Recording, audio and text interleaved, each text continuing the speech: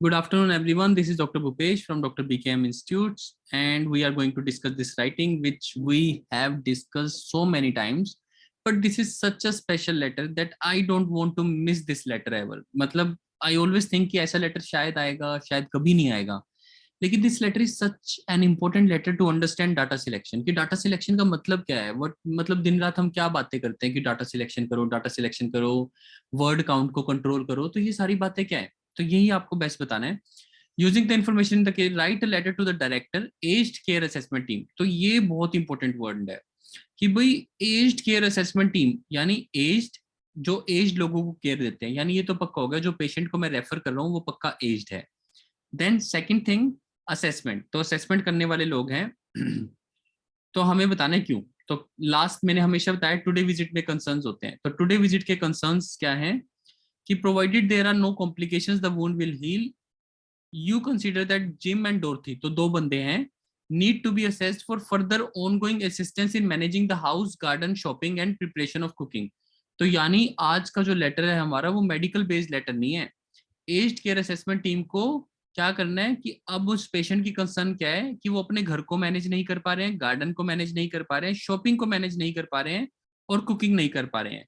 तो हमने क्या प्लान बनाया है कि हम कह रहे हैं होम विजिट करो by your team. Aged care तो सेम ही है, तो हम लिखेंगे by your team as soon as possible to fully assess. वैसे भी इनका काम असेसमेंट है. To assess their needs, to arrange for appropriate further assistance. तो मतलब जो भी उनको असिस्टेंस चाहिए वो प्रोवाइड करो. यानी आज का लेटर हमारा मेडिकल बेस्ड लेटर नहीं है. आज का लेटर हमारा लेटर कैसा है कि हाउस को कैसे मैनेज करना है, गार्डन को कैसे मैनेज करना है, शॉपिंग को कैसे मैनेज करना है और कुकिंग को कैसे मैनेज करना है. तो ये चार बातें हैं कि आज का लेटर हमारा मेडिकल से हटके हाउस, कुकिंग, शॉपिंग और गार्डन पे आ गया. दैट इज वाई ये डाटा सिलेक्शन है. आपको जब पर्पस समझ आ जाए, पर्पस कैसे समझ आता है, एज्ड केयर असेसमेंट टीम को कहना है कि आप उनकी नीड्स क्या है, घर को मैनेज करना है, गार्डन को मैनेज. यानी आज के पेपर, आज के लेटर में मेडिकल डाटा की कोई जरूरत नहीं है. बस हमें मेडिकल डाटा में ये जरूरत था ना कि पेशेंट को क्या प्रॉब्लम है, क्योंकि हम बताएंगे ना कि अब उसको ये, वैसे तो ये अपना काम अपने आप करते थे लेकिन अब उनको ये प्रॉब्लम आ गई है इसलिए आपकी जरूरत है. तो ये सब बताना पड़ेगा. बाकी सब सिंपल है. ठीक है. टुडे डेट 19th है. और क्या आज की तो सारी वैसे कहानी पढ़ ही लेते हैं. Henry showered and dressed. तो वैसे तो अगर अगर ये लाइन की जरूरत पड़ी तो हम लिखेंगे जो भी नाम है मिस्टर दिस. देखो पैसिव वॉइस प्रेजेंट में हैज बीन मिस्टर हेनरी. अगर इसका जो भी सेकंड नेम होगा वो यूज कर लेंगे. हैज बीन, बस आपको हैज बीन लगाना होता है पैसिव में. Has been showered and wound has been dressed. He is still little unbalanced, rests most of the day, does not remember being showered yesterday. तो मतलब हाउस इज स्टिल डिसऑर्गेनाइज्ड. यानी ये वाली लाइनें जो हैं मेडिकल लाइंस इतनी इंपॉर्टेंट नहीं है, क्योंकि ये तो हम ही दे रहे हैं सर्विसेज. हम जिनको लेटर लिख रहे हैं उनको ये नहीं जानना. हम जिनको लेटर लिखने हैं उनको ये जानना है कि हमें घर की हालत बताओ. तो ये वाला डाटा जो वैसे नॉर्मली ओईटी में सबसे इंपॉर्टेंट होता है वो इंपॉर्टेंट नहीं है, बल्कि ये वाला डाटा इंपॉर्टेंट है. House is still disorganized.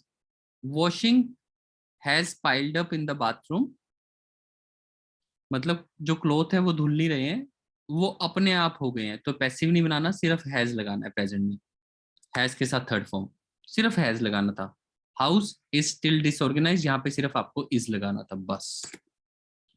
डोरथी says that she would be lost. तो वाइफ कह रही है कि हम गुम हो जाते मतलब कि हमें कुछ समझ ही नहीं आता अगर हमें नेबर्स हेल्प नहीं करते और कुकिंग ना करते हमारे लिए. तो यानी नेबर्स अभी हेल्प कर रहे हैं. तो आप इस लाइन को सिंपल ऐसे भी लिख सकते हो, ये आपकी मर्जी, आप ऐसे भी लिख सकते हो, neighbours Dorothy says that this. Otherwise आप सिंपल भी लिखते हो, the currently their neighbours are helping them. आप ऐसा भी लिख सकते हो, मतलब आपकी मर्जी आप लाइन कैसे लिखते हो. मेन डाटा समझाना है. Currently there are neighbours are helping them with cooking, who appear to be cooking for the couple. Cooking for them as well, कि नेबर उनको हेल्प कर रहे हैं जो लग रहा है कि उनके लिए कुकिंग भी वही करते हैं. Who appear to be cooking for them as well. So that is how you will make currently their neighbors are helping them. Simple line.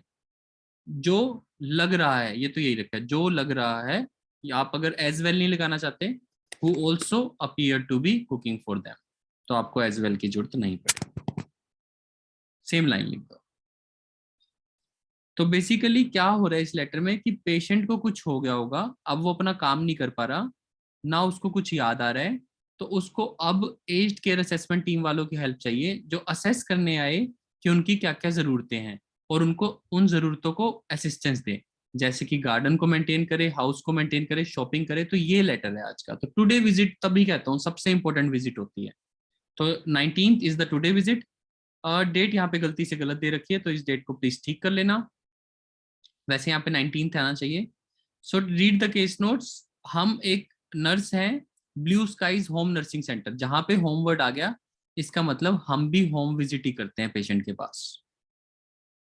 तो यानी पेशेंट इतने एज्ड हैं, हम भी उनके घर जाते थे शावर करवाने और ड्रेसिंग करने, और जो एज्ड केयर असेसमेंट टीम है उनको भी उनके घर ही आना है. घर तो आना ही पड़ेगा क्योंकि हाउस ही तो मैनेज करना है. हाउस ही तो मैनेज करना है. डिशेज पाइल्ड अप हो गई हैं, वॉशरूम भर गया है कपड़ों से, किचन डिशेस से भर गई है. तो that is the main problem. Shopping, gardening and cooking. तो ये सब तो घर पे आके डिसाइड करेंगे, तभी होम विजिट के लिए लेटर है. You visit the patient Hem at today for the first time. ये लाइन गलत दे रखी है, इसे नहीं देना चाहिए था यहाँ पे. हेनरी ओकीफ पेशेंट का नाम है. सो मास्टर ओकीफ और मिस्टर ओकीफ. तो एड्रेस हम लास्ट में लिख देंगे, हर होम एड्रेस. अगर आपको कभी लेटर के वर्ड्स काउंट कम होते हैं तो आपको होम एड्रेस कैसे लिखिए. यही छोटी छोटी बातें हैं. इस लेटर को मैं कभी हटाता नहीं हूँ, क्योंकि इससे डाटा सिलेक्शन के बारे में बहुत कुछ समझ आता है. चाहे पेपर में ऐसा नहीं आए और क्या पता आ भी जाए, लेकिन डाटा के बारे में बहुत कुछ पता. हर होम एड्रेस या देयर होम एड्रेसेस, सॉरी. और इसको आप लास्ट लाइन कैसे लिखोगे, लास्ट पैराग्राफ की last line, please note their home address is 12, बाकी same, Donaldson street, Greenslopes 4121. That is how you will write the address in the last. मतलब पूरा लिखना है, ये Donaldson street, green slopes 41. Commas ऐसे डालने हैं, 12 के बाद यहाँ पे कॉमा, ग्रीन स्लोप्स के बाद कॉमा. नहीं तो आप ऐसे भी डाल सकते हो, पर कॉमा चाहिए यहाँ पे. ठीक है. So that is how you will mention the address. Date of birth 1929. अब क्या चल रहा है, 2012. तो 12 चल रहा है, तो मतलब कि पेशेंट हुआ 71 + 12, 83 या 84 के आसपास. Malignant melanoma of left shoulder हुआ था. लीशन को हमने रिमूव कर दिया, तो ये 14 को एडमिट हुआ था. उसी दिन हमने on the day of admission लीशन was removed. Patient को हमने 17 को डिस्चार्ज कर दिया. हमने नहीं, हॉस्पिटल वालों ने, सॉरी, क्योंकि हम तो Blue Skies home care agency है, तो हम तो Blue Skies home nursing centre है. तो पेशेंट वहां से रिलीज हो गया था, हॉस्पिटल से एडमिट हुआ था. Needs assistant with showering and to dress wound prior to the removal of sutures. तो मेटर हॉस्पिटल में उसको ये सब करना था. So needs assistance with showering and dress wound prior to the removal of the sutures. तो sutures जब तक रिमूव नहीं होते तब तक हम काम कर रहे हैं. हमें क्या करवाना है, शावरिंग करवानी है और वुंड को ड्रेस करना है. So these are the things. Married aged pensioner lives in housing commission home with Dorothy, also an aged pensioner. First home visit, showered the patient. तो मतलब ये yesterday की बात है. So yesterday, क्योंकि आज 19th है, तो हमारी पहली विजिट हुई थी yesterday. Yesterday, the patient was showered and wound was dressed. Healing satisfactory थी. There was no sign of infection. अब आप ये सब बातें लिखोगे, कंप्लेनिंग ऑफ आर्थराइटिक. अब दोबारा याद करो, अब यहीं पे हम भूल जाते हैं. दोबारा याद करो, हमारा टॉपिक है हाउस, शॉपिंग, गार्डन. तो ये कुछ भी नहीं चाहिए. बस आपको ये कहना है कि हम उसके घर गए थे. We went yesterday, the patient was visited. ये भी एक इंपॉर्टेंट चीज है. हाँ, लेटर की, इस लेटर की ये भी बड़ी इंपॉर्टेंट बात है. Yesterday the patient was visited, ये आपको सिखाना है. ये जब भी होम विजिट होती है, नॉर्मली हम लिखते हैं द पेशेंट विजिटेड, लेकिन जब भी होम विजिट होगी तो पैसिव वॉइस बनेगा. Yesterday the patient was visited at his home. ये सबसे इंपॉर्टेंट बात बतानी है. पैसिव वॉइस, हमारे द्वारा विजिट किया गया, वॉज प्लस थर्ड फॉर्म. तो जब भी होम विजिट होगी यहाँ पे ये वॉज लग जाएगा extra. The patient was visited at his home and wound was dressed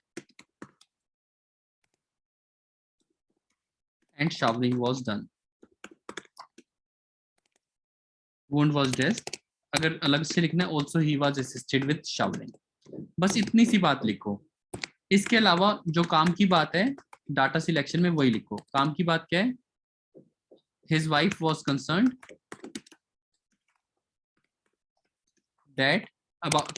about their future.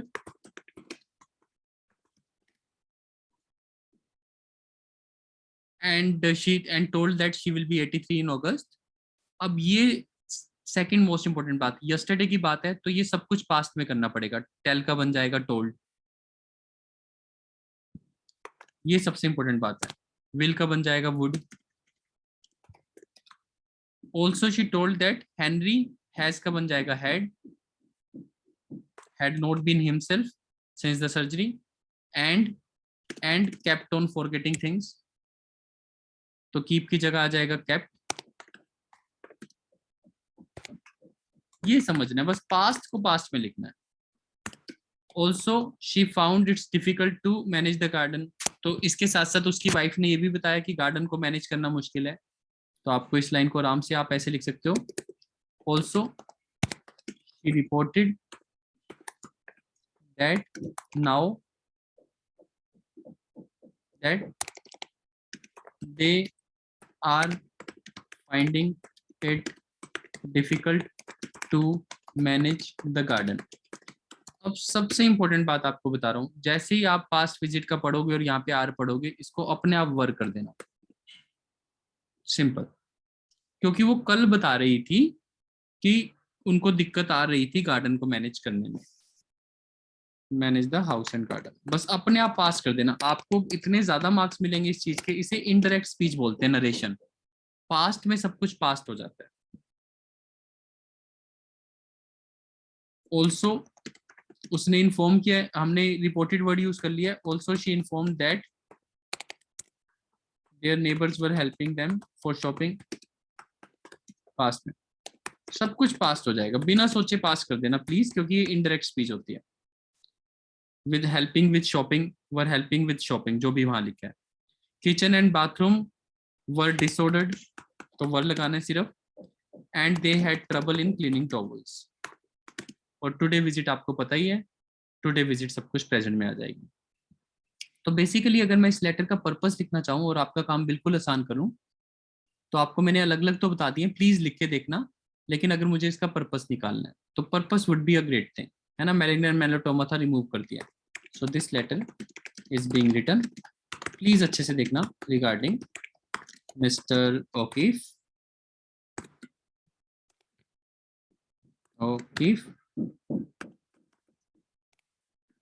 who underwent, बस इसको एक्सप्लेन तो करना ही नहीं. who underwent surgery for malignant melanoma. so अब हम कौन है? so it was requested या it was advised to us to visit. बस सिंपल पैसिव वॉइस, हमें एडवाइस किया गया था. it was advised to us to visit his home for showering या for assisting him in showering and dressing. Simple हो गया. और हमें कहा गया था भाई उसके घर जाके ये कर दो. ये बहुत इंपॉर्टेंट पैसिव वॉइस है. आपको आसान लगेगा अभी पढ़ने में, पर बनाने टाइम बहुत एनर्जी लगेगी. फर्स्ट लाइन भी बड़ी मुश्किल है इतने छोटे में खत्म करना. तो प्लीज ये सीखो. This you have to learn. Who underwent surgery. अगर आप इसमें एक लाइन जोड़ना चाहते हो, after treatment he got better. After treatment he got better and was discharged, ऐसे लिख सकते हो.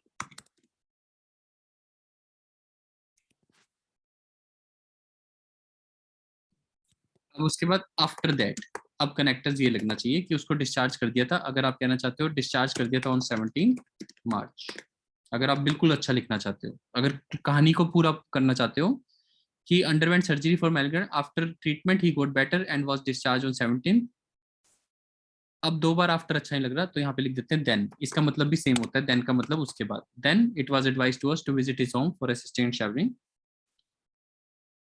ड्यूरिंग आवर विजिट्स, यही तो बस, ये अगर आप सीख जाओ ना तो मतलब आपके 450 भी आ सकते हैं। पैसिव वॉइस, ये ऑब्जर्व किया गया है, और प्रेजेंट में है क्या, तो वॉज प्लस थर्ड फॉर्म का बन गया हैज बीन। एक ही रूल है बस, passive was plus third form, past present has been third form. मतलब थर्ड फॉर्म तो थर्ड फॉर्म रहती है पैसिव में, बस वॉज का हैज बीन बन जाता है। तो अब मैं प्रेजेंट में लिखूंगा, तब तक मैं पास्ट लिख रहा था वॉज प्लस थर्ड फॉर्म, तो ये मैंने पास्ट का यूज किया कि हमें कहा गया था पास्ट में।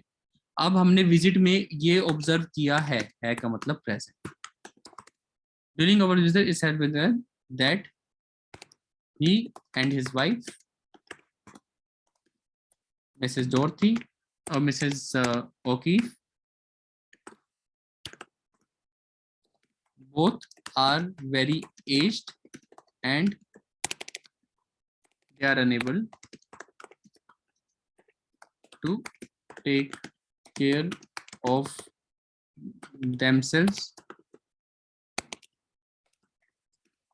and their household things।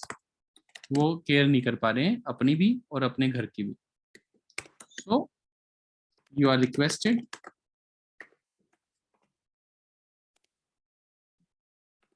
to pay a visit at their home to assess their needs and offer assistance as per their requirement। अगर आप ए लेवल का लिखना चाहते हो तो मैंने आपको वो लिख के दिखाया।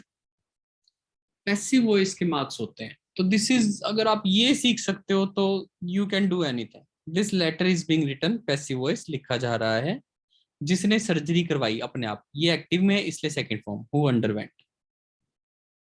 उसके बाद सब passive, he got better and was discharge, यहां से पैसिव शुरू हो गया, वाज डिस्चार्ज हमारे द्वारा। देन इट वाज एडवाइज्ड, ये लाइन सबसे इंपॉर्टेंट, बहुत मुश्किल है इस वर्ड को याद रखना उस time. Then it was advised to us to visit his home.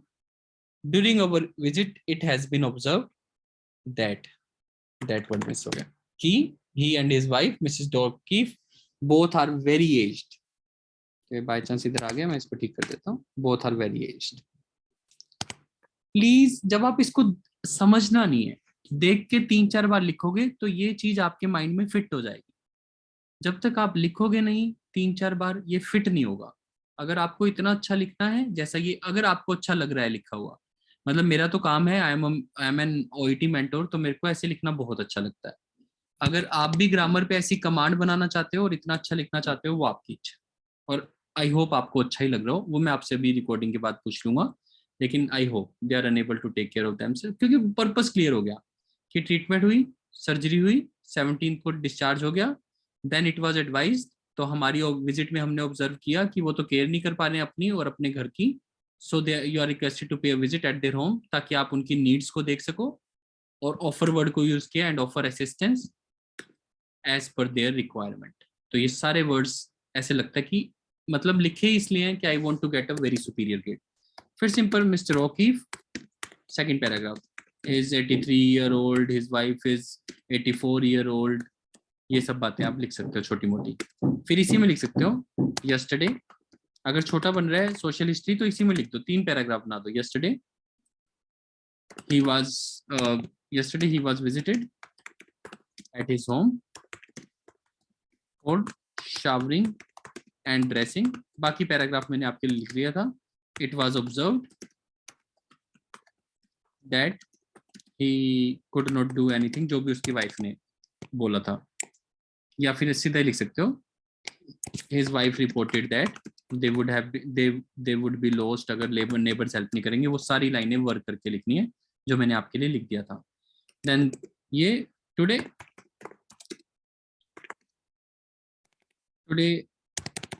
again dressing has been done along with assistance in showering।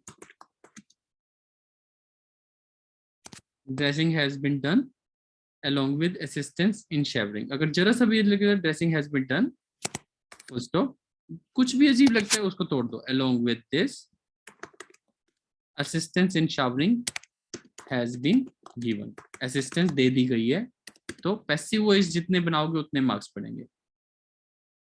अगर आप इन दोनों को इकट्ठा करना चाहते हो तो आप यहाँ पे छोटा सा एंड लगाओ कनेक्टर और ए को छोटा कर दो। अलोंग विद दिस कनेक्टर नहीं होता, अगर कनेक्टर लगाना है तो एंड लगाना पड़ेगा। ये भी बहुत इंपॉर्टेंट बात है।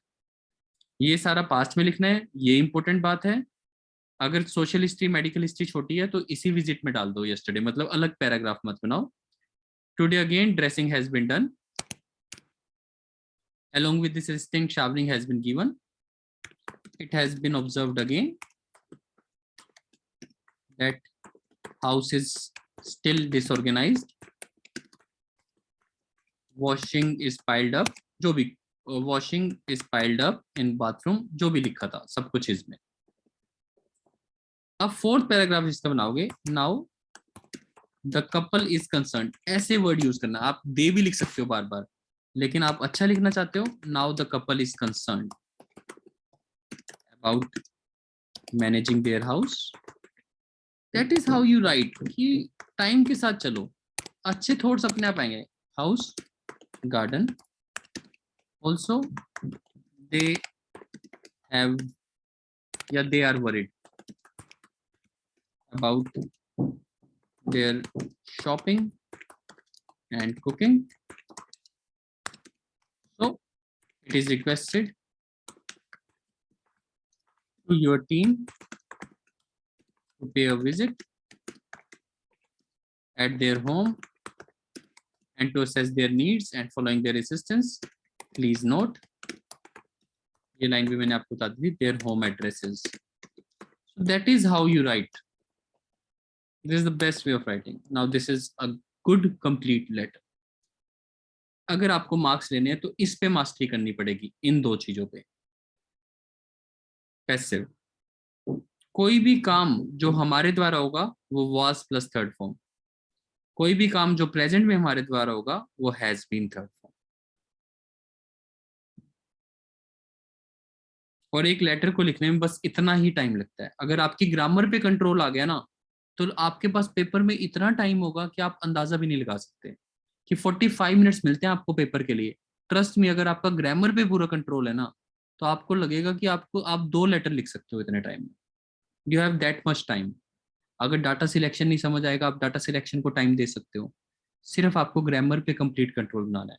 और ग्रामर पे कंट्रोल बनाने का सबसे बेस्ट तरीका, जो भी हमारे यूट्यूब फॉलोअर्स हैं और खासकर जो हमसे पढ़ रहे हैं वो तो अभी सुन भी रहे हैं, लेकिन सबसे बेस्ट तरीका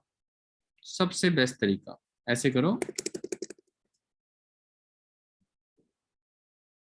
सॉरी मेरे को अलग से बनाना पड़ेगा। एक ऐसे जब भी लेटर शुरू करते हो ऐसे एक बना लिया करो।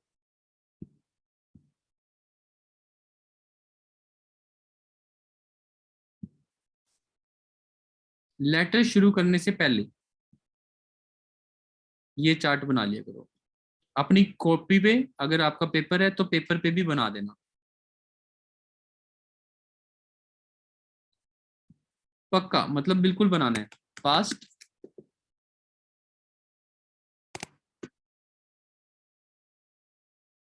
सॉरी पास्ट का एक्टिव और पास्ट का पैसिव।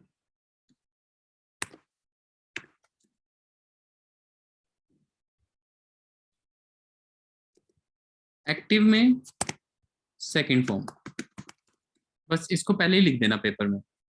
पास्ट में एक्टिव में सेकंड फॉर्म यानी पेशेंट अंडरवेंट, और पैसिव वॉइस में हमेशा वॉज प्लस थर्ड फॉर्म। हमने अपने ऑफलाइन सेंटर पे ये लिखना शुरू कर दिया, इसको लिखने से बहुत फर्क पड़ता है। और प्रेजेंट में जैसे ही टुडे, प्रेजेंट का मतलब टुडे विजिट, प्रेजेंट में हैज प्लस थर्ड फॉर्म, और जब पैसिव बनेगा, पैसिव जब बनेगा प्रेजेंट में तो हैज बीन थर्ड फॉर्म। इस चार्ट को लिखा करो। अब इससे क्या होगा, अब मैं आपको एग्जांपल देता हूँ, आपको बहुत आसान हो जाएगा सच में। अब देखना, जैसे अब हम लाइंस लिख रहे थे, पेशेंट ने सर्जरी करवाई, तो पेशेंट ने अपने आप सर्जरी करवाई, यानी पेशेंट ने अपने आप सर्जरी करवाई यानी कि एक्टिव। द पेशेंट पास्ट में करवाई, अंडरवेंट, सेकंड फॉर्म यूज किया, सर्जरी। और उसने एक्सरे करवाया, and also he had an x-ray. X-ray ने रिवील किया अपने आप, एक्सरे रिवील, तो सेकंड फॉर्म चल रही है देखो पास्ट में। बस जैसे ही पैसिव शुरू हो जाएगा, so he was diagnosed with, this is passive, जो भी काम हमारे द्वारा हुआ, ही वाज डायग्नोज्ड विद, जो भी। अगर सस्पेक्टेड है तो ही वाज सस्पेक्टेड विद। अगर आपके द्वारा वॉज प्लस थर्ड फॉर्म, देखो पैसिव चल रहा है। मेडिकेशन दी गई, medication was given, was commenced. Dosage बढ़ा दी गई, dosage of medication was increased. अब ये भी चल रहा है पैसिव, तो आपको दिक्कत नहीं आएगी। जैसे ही टुडे विजिट आएगी, जो मैंने आज भी किया, ये ऑब्जर्व किया गया है, यानी हमारे द्वारा किया गया है passive. Today it has been observe, तो आपको इस वाली लाइन पे रखना है, it has been observe that patient अपना काम नहीं, पेशेंट ने अपना काम नहीं किया है, तो मतलब, या पेशेंट ने अपना घर का काम नहीं किया है, तो मतलब एक्टिव, अपने आप नहीं किया, that the patient has not cleaned. अब बीन नहीं लगाना, क्योंकि अपने आप नहीं किया ना उसने, देखो हैज के साथ थर्ड फॉर्म, तो ये एक्टिव है। फिर दोबारा, तो हमने पेशेंट से क्वेश्चन पूछा है, so the patient, passive voice, has been asked why has he not cleaned, ये एक्टिव, कि उसने अपना घर अपने आप साफ क्यों नहीं किया, तो यहाँ पे हैज बीन नहीं लगाया, क्योंकि उसने अपना घर अपने आप साफ क्यों नहीं किया। मतलब कितनी भी मुश्किल लाइन आप बना सकते हो, ये बहुत मुश्किल लाइन है बनाने को, लेकिन अगर आप ऊपर देखते चलोगे चार्ट को तो आपको मुश्किल नहीं आएगा। सो उसने रिस्पोंड किया, अपने आप किया, सो लेकिन प्रेजेंट में, सो ही रिस्पोंडेड। अब जैसे ही मैं लिखूंगा, फिर मैं सोचता हूँ मैं तो प्रेजेंट में लिख रहा हूँ, प्रेजेंट में तो एक्टिव में हैज होता है, तो यहाँ पे हैज लगा दो, सो ही हैज रिस्पोंडेड। अगर पास्ट में चल रहा होता ये बस यहाँ से हैज हट जाता, जैसे ही प्रेजेंट है बस हैज लग जाएगा, he has responded that, so that is how the letters will go. So please follow this thing, हमेशा पेपर शुरू होने से पहले ये लिख देना, आपको बहुत इजी रहेगा, चाहे क्वेश्चन पेपर पे लिख देना, you will feel much at ease. Please follow this strategy, this will 100% improve your grammar mistakes, you will feel very comfortable. हर रोज लिखो, लेटर शुरू करने से पहले ही लिख दो। So this is Dr. Bhupesh from Dr. BKM Institutes. Our contact number is 76967 34256. Thank you.